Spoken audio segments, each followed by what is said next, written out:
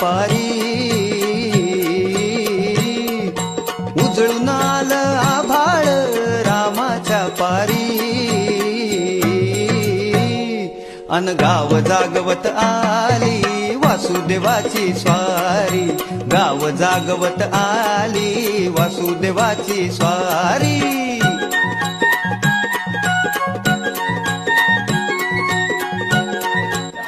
Mummy mummy हे कोण बाबा आहेत? बाळा, हे वासुदेव बाबा आहेत.